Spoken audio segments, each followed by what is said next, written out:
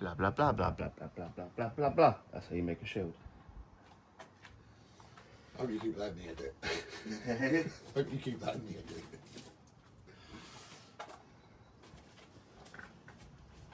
So today we're going to make a combat shield. As you can see, they do get pretty screwed up when you're fighting, so the idea of this video is to show you how to make basically a shield that's cheap and will stand a little bit of abuse. They are disposable, so don't expect long-term use out of them. This has lasted me about 18 months, but other people's shields probably last up to 6 months, depending on how often you use them and how often or how hard your group fights. So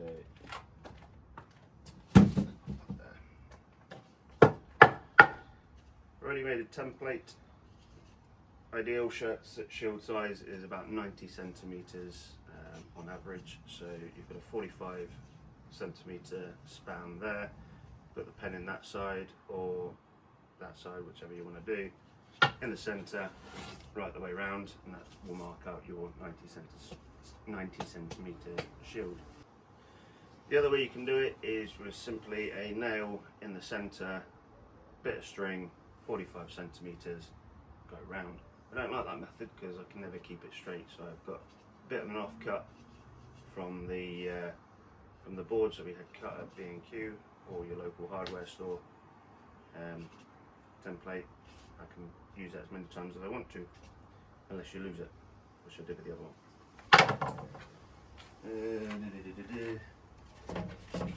Out of a standard sheet of plywood, you can get 2 1x1 meter squares. Your local hardware store would be able to cut that up for you, and then use the offcut for your template or whatever you want to do with it. And we're going to simply mark out the centre of this. We've gone for 9mm plywood. You can go for 6 for a lighter shield, but it won't last or won't take the abuse as much. If you don't light play, 6mm is fine. If you want a heavy, very heavy duty shield, you can go for 12mm, but it's going to be extremely heavy. So 9mm is that compromise. You're going to need a jigsaw or a saw of some kind. A jigsaw is going to make this a lot easier. Possibly a drill for drilling out the relevant rivet holes. And you need a shield boss, probably the most expensive bit that you're going to buy, anywhere from 20 to 30 pounds for a somewhat decent one. Make sure it's 12 gauge, anything lower, and it's probably going to break quite easily. Good thing about shield bosses, once your shield's knackered like that one is, take it off, put on a new shield. The only bit you're paying for then is the plywood. Some handle material. You can go ash, which most people do. I simply got a 2x4 or whatever it's called, not glued up on wood. It's just the cheap pressure treated timber that you get at the local hardware store. That's 2x2 then. 2x2, something like that. Each one of these is £4. So I've got 2 just in case, and we'll rough those out and then we'll shape them later. Spoke shave comes in handy, but the last one I didn't use a spoke shave. I all hand carved it with a static blade. Also, you're going to need some edging. So most people tend to go for leather. So shield edging, basically strips, and that is just under 7.5 centimeters. If you want a lighter shield, you can go a bit smaller or thinner. It just means that there's, it's harder to form round, and this is probably about 2mm thick. I don't know what it is in ounces because I know leather is in ounces and I don't understand that system. This one's already taken off another shield, so we're going to reuse it. So recycling at its best, and it's already got holes in there as well for the stitching. So the way that you work out how much of this you need is you go onto Google and you go onto pi, and then you work out the circumference, and I think it works out like 280 something centimeters you need. Don't quite know because my brain doesn't work with maths, so I'll put some numbers up for 90 centimeter somewhere. I actually don't have any shield edging, so I'll make some later and add that as a separate bit at the end. Right, so what we want to do now is measure the centre of each of our squares.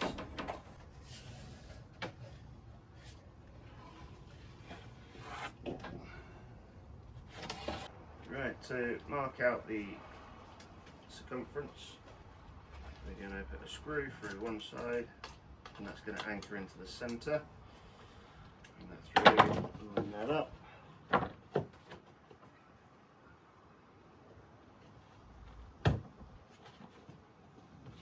sure that's centre, that is centre. Cool. Screw it down.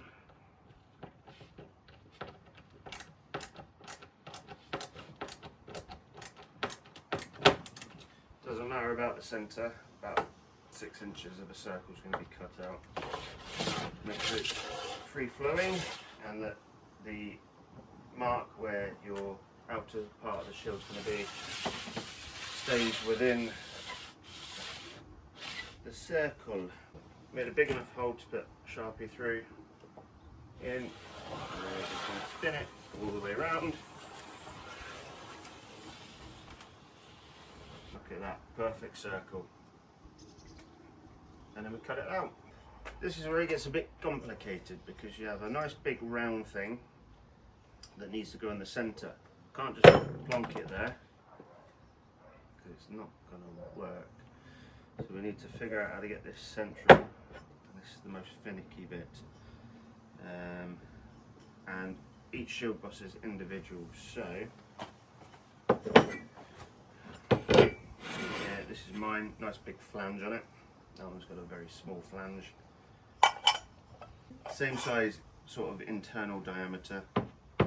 The issue we've got is we don't want to overcut on here because if we cut beyond there, we're not going to have anywhere to screw or rivet into. So we only want to be cutting out this portion. And the other trick I've got there is, right, where's the ruler? Ruler? Dan, what do you do with the ruler?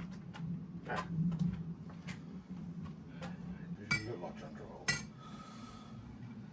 How dare you? So I'm going to use the rivets as a...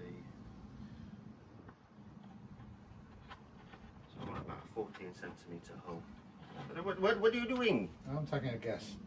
Don't take guesses, let's do this properly, otherwise I we'll am, have to but buy I'm just another going to see thing. if my method's faster than your method, that's all. None of your fucking holes line up. Yeah, so they're both about the 14cm internal diameter. So, can I have that thing, yeah.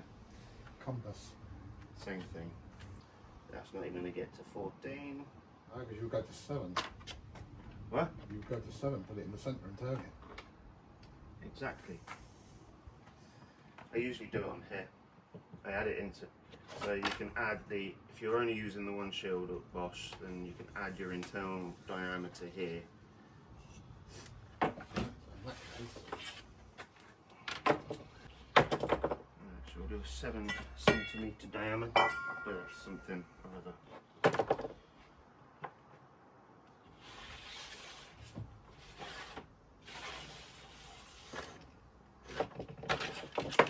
I need a bigger workbench. By the way, there's probably easier ways of doing this. This is the only way that I know because I've figured it out as I go along. And now I have a template where I have the outer diameter and the inner diameter for the boss. So I'm going to put a little note there. You better not lose that one. Boss. Ta-da, template. You can make as many shields as you like. if you'd like a shield made, please contact us. And we will Or if- charge. Or if you want to make it even easier for yourself for future shield building, you get 2 sheets from one big sheet of plywood. Cut 2 shields out exactly the same. Keep one as a template for every time you buy wood. Lock it down. Ta-da! Done. easy. That's just more compact and a little bit more effort. Right, so now we're going to cut this bad boy out.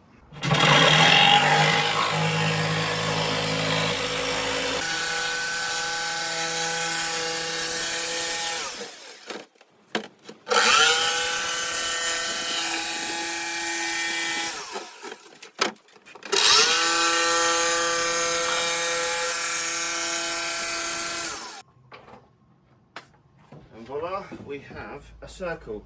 Ta-da! Right, I'm going to cut out in a bit now.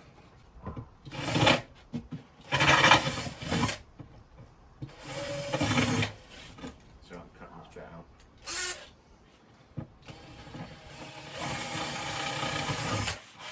Great efforts for it. Look at that.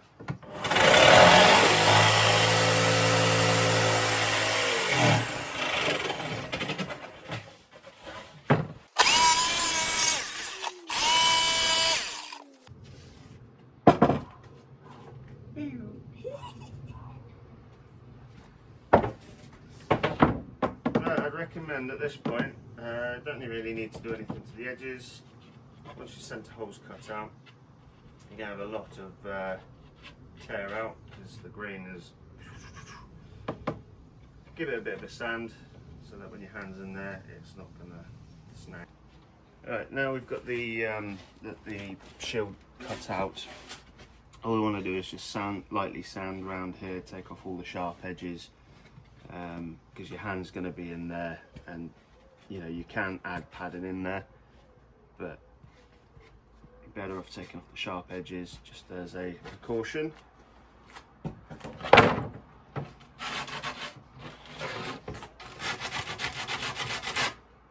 got a 80 grit at the moment.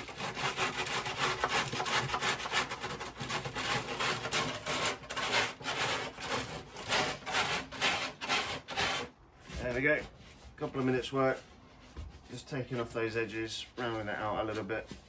You can go further and make it, you know, more rounded in there. You can do the edges if you want to.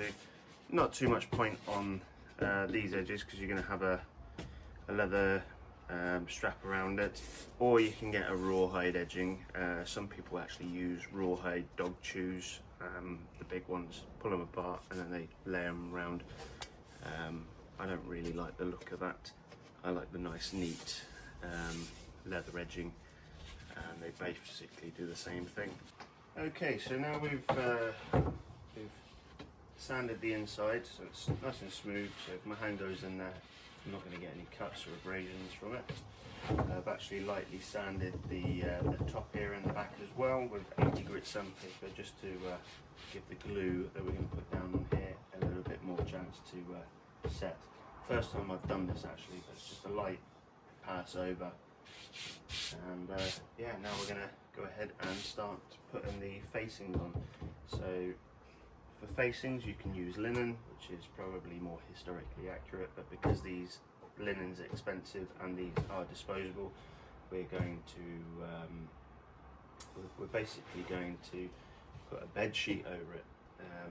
We generally like 2 on the front, 1 on the back, and it gives it that more, it basically makes it composite, makes it more tougher, more durable.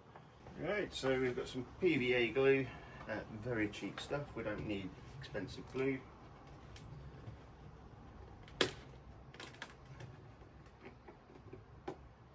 And it's easy to wash off yourself when you get a mess. We're going to add our glue to the outside.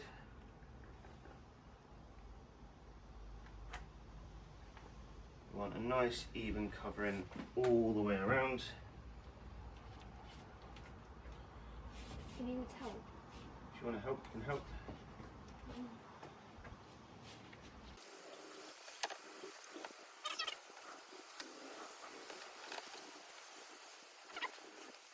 Great activity to do with your kids. Right, now for the sheet.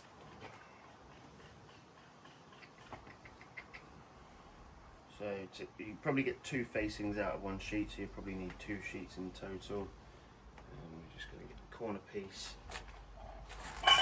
over. We don't want any of the seams on the actual piece. Just going to pull that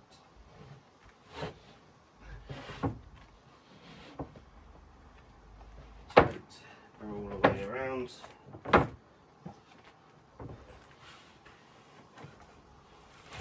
Pushing out any air bubbles. Get that sheet nice and saturated with the glue that's underneath. And we need to get rid of this.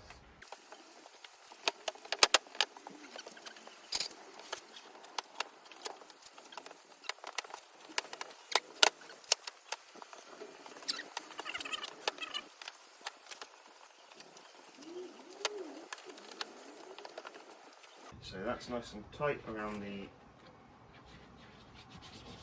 shield now. We don't really need to add it. You don't really need to do anything more from this point. You just need to let it dry.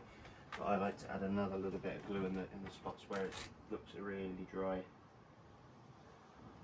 So as you can see here, it's not quite penetrated all the fibres yet. So we're just going to go around and make sure that we get all the glue into there. So we've made it tight. I'm just trying to get the There you go. glue into all those fibres. There you go, you can see the If you need to add more glue, you can add more glue. If you get anything like that, and just pull the edges tight again, smooth it through.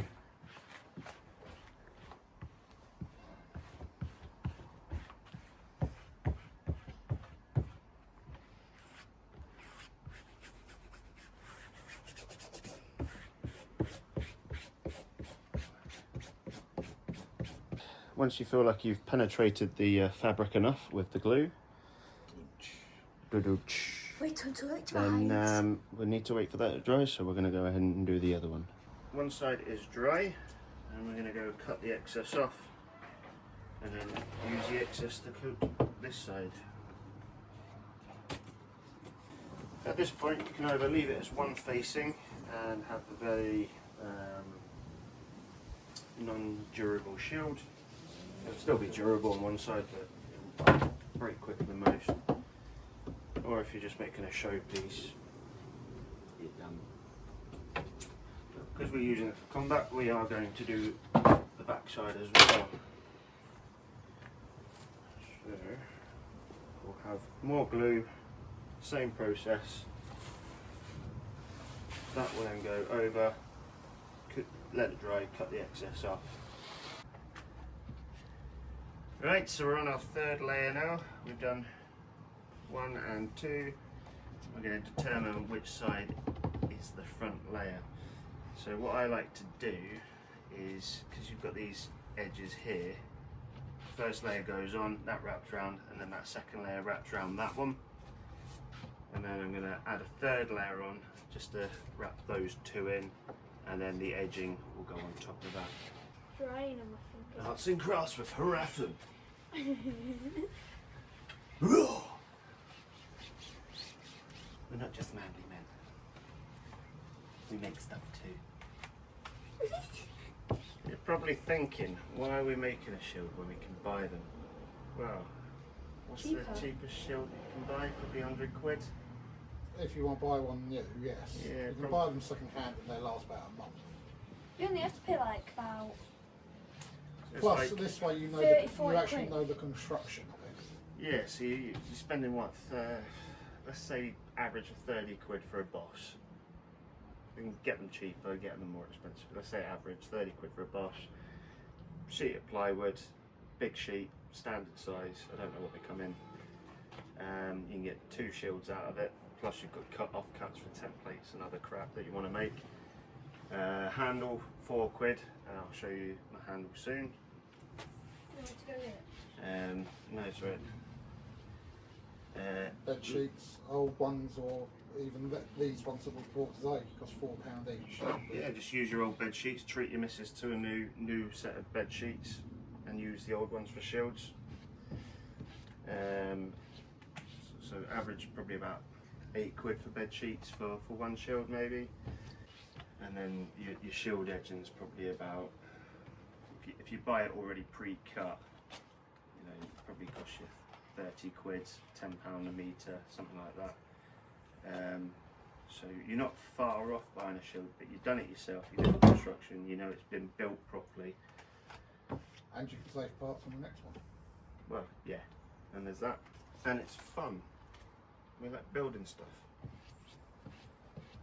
You could probably make it cheaper as well if you've got all this stuff lying about, or you've got people that can give you stuff. Right, so that's the last coating on that one. We've already done the other one. Once this is dried, this is the point where you can go ahead and paint it if you want to, so that you don't end up painting around your boss or your other hardware that's on there. We're not going to do that, we'll do that at a later date, but we'll put all the other stuff together and then yeah, we'll paint it later, add our shield design and stuff. Get a nice crispy edge.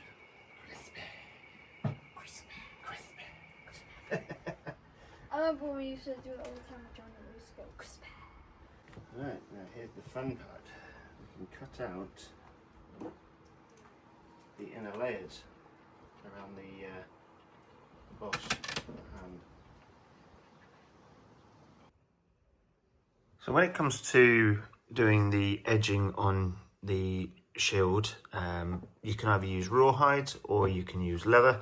I'm going to be using leather in this case because that's what I have available to me.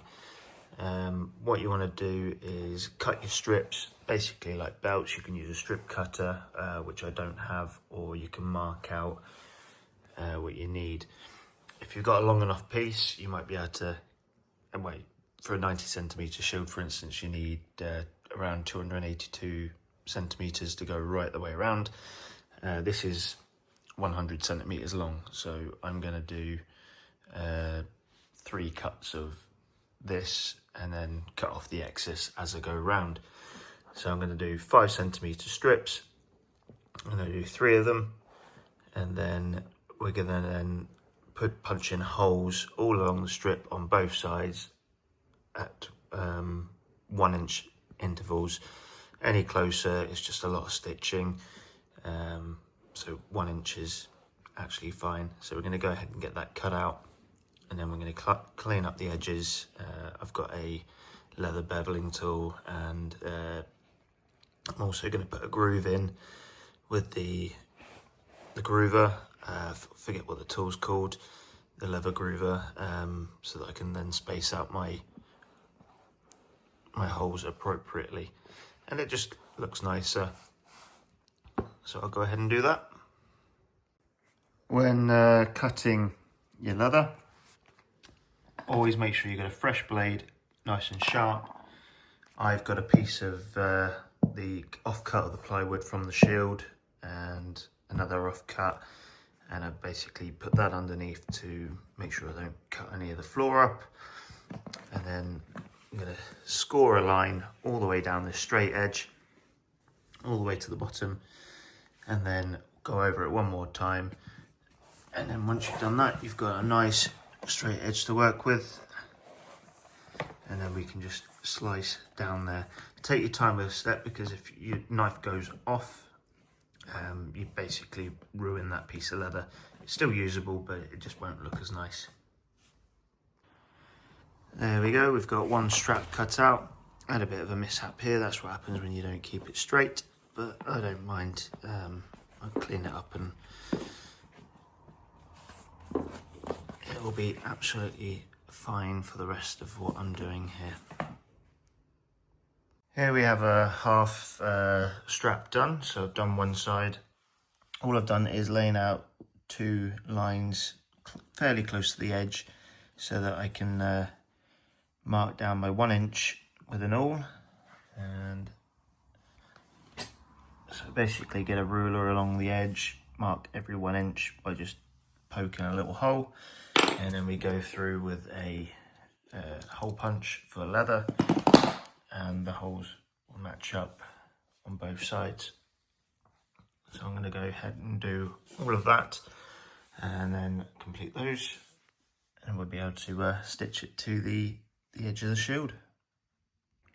Okay, so we're going to go ahead and put on the edging now. So the edging that we made previously, As you can see here, what I've done is I've soaked this in cold water for about a minute or so, and then formed it over all the way around. Just press it down, get it into the general shape, make sure that both sides are as even as possible, and that as you do it, that there's no squishiness there. It's all hard against the back there, or the edge. And then as you go along, drill a couple of holes, sew round. So you can see here that I've gone around a couple of times. You can saddle stitch, but this way is it looks more aesthetically pleasing, and it's kind of got saddle stitches every 5 or 6 holes, and yeah, it just makes it a bit stronger on there as well. So it's about that far off the edge, and you go all the way around. This is a very time consuming part, but you know, you can sit there, watch a series while you do it and mess up your carpet like I have, and we'll go along. Right, so I've got my strap here that I'm going to soak for about a minute or so. Place it in the water, cold water. We don't want warm water. And as you can see, all the bubbles coming out. And get it nice and saturated so that it's easily formable around the edge.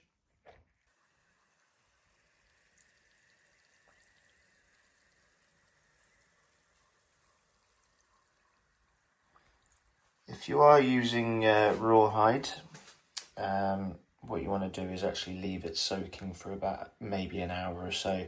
Come back every sort of 15-20 minutes, just check how pliable it is. Leather's very pliable, so it doesn't take long for the bubbles to quickly, or the water to quickly absorb into the leather. Rawhide takes quite a bit longer, so just pre-soak all your rawhide that you're going to be working with for that day.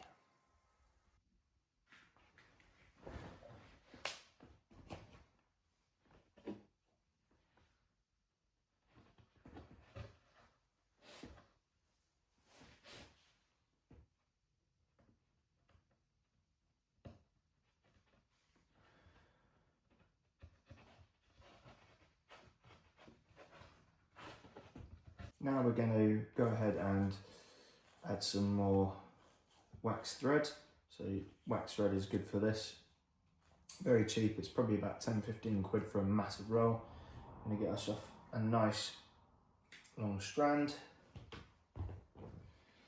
And we're going to place the thread through the eye of the needle. I'm going to stab it through the top end of the tail, pull it down, and then pull the long bit tight, so that's now anchored in. And then what we're going to do is we're going to start from one of the same holes that we've just done, come through. If you find that you can't get the needle through because it gets a bit tight in there, get yourself a small pair of pliers, just pull it all the way through.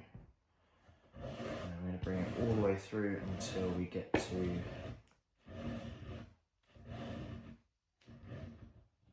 a little bit of tail on the back here.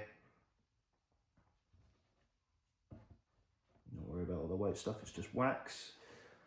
And I'm going to push it through the next hole until we get to about there, leave a little bit, push it through once again, and then we're going to wrap it around twice, and that will create a lock in there. When you do this, make sure you grab that other tail piece because you don't want that to pull through.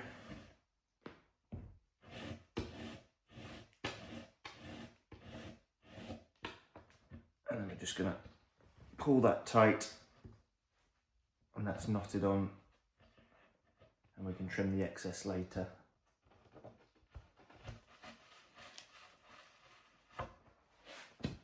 And then we go to the next hole that we've drilled.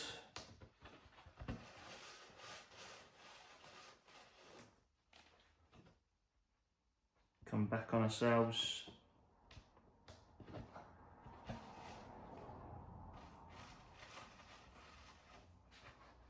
Pull it tight, and as you want to keep this tight, pull that as you push the needle through the next hole again. I'm doing roughly 3 loops on each.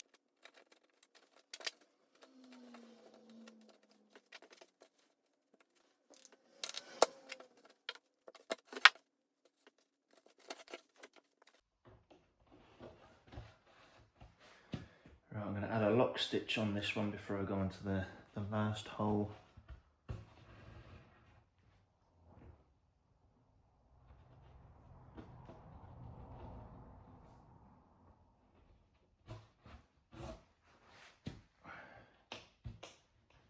Put it both ways to tighten it down.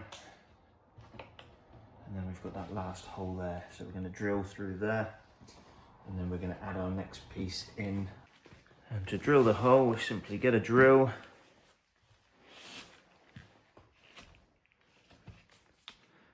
And line it up, try and keep it as straight as you can with the top pushed down.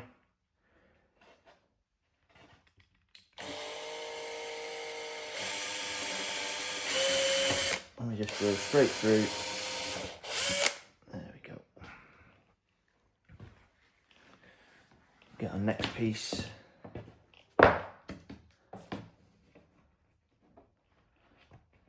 You can have it butted up together, which actually is not a bad idea. Just whatever is aesthetically pleasing. I might do a butt joint there.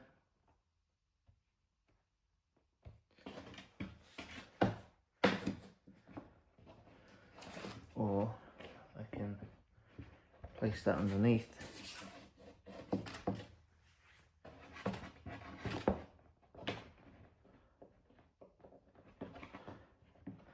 And have that over the top.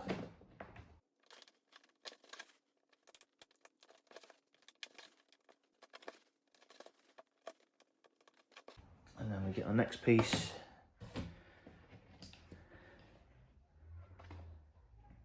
And what I'm going to do is drill that hole first. Just mould it round, try and get it as even as I can all the way around, using the last piece as a guideline.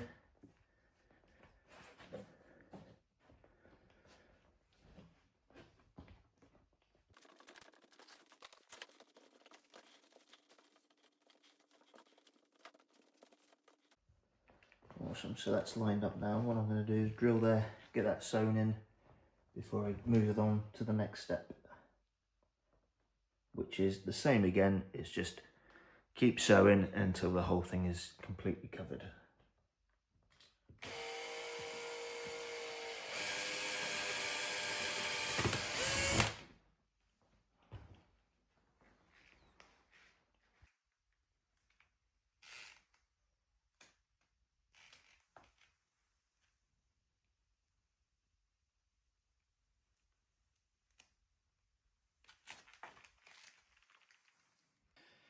Right, so once all your shield edging has been put on, it should look something like this. So all the way around, a constant band of stitching.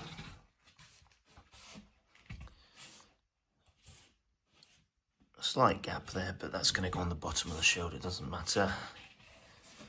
Nice join there, which will go towards the top. And a nice join there as well. You can paint this after the fact. You just have to be careful of the edging if you don't want to get paint on that. Or you can paint the shield before you go ahead and put the edging on. Next thing we'll do is we will put the boss on and the handle that goes on the back as well. Okay, so I've got the handle on and the boss. I forgot to press record, which happens occasionally, so I'm going to run you through it. So I've got some of these basically rose head nails. These are about 50 millimeters long. I've put the handle in, and it's kind of a D shape on there. What you do is you get your stock, cut a chunk out on both sides so that recesses slightly. You don't want it recessing too much, otherwise you ain't going to get your hand in. And then you can shape the handle. You can simply just put a bar that goes straight across and just make sure it's comfortable in the hand. But I like to recess mine slightly. And then what I've done is line the boss up first.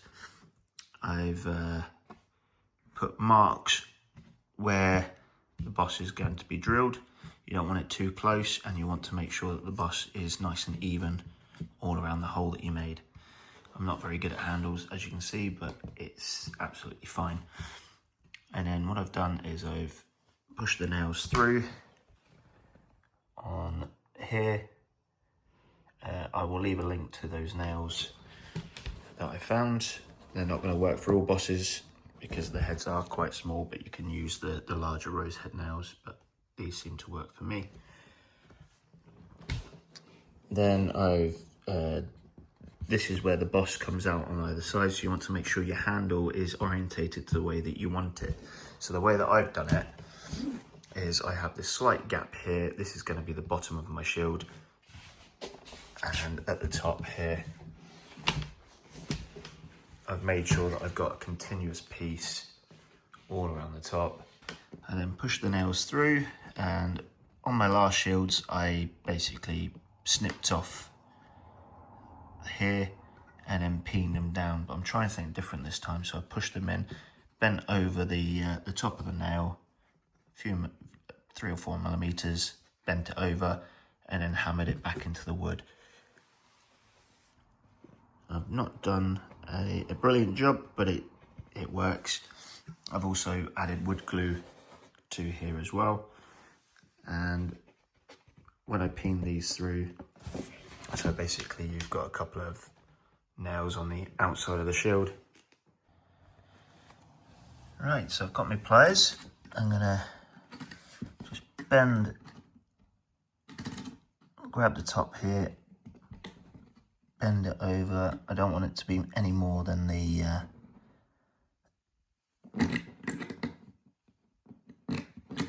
thickness of the plywood, because I don't want it coming through the other end.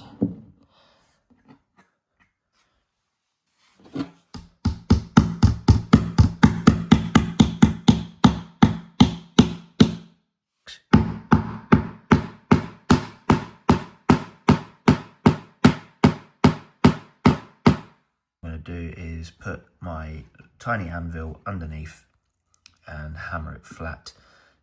If you don't have an anvil, I've literally got a 3 kilogram one from Amazon, about 20 quid. Just use a rock, something hard underneath, and then hammer it as flat as you can.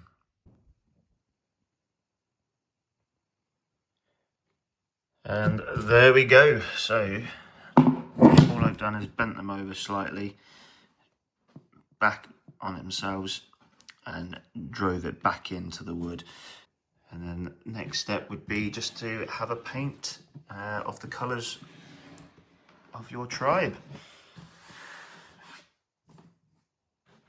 But that will be for another day. Oh yeah, that's the sort of 3 kilogram anvil that I use.